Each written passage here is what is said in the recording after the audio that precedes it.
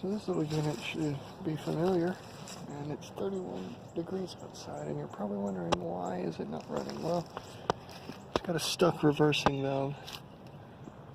You can kind of see it down there. That little thing right over there is stuck.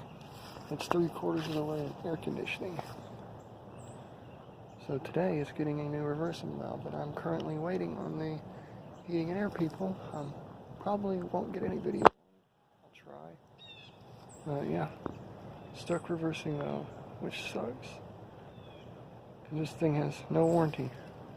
It's a little bit wet too, which is maybe more fun to work on. Anyways,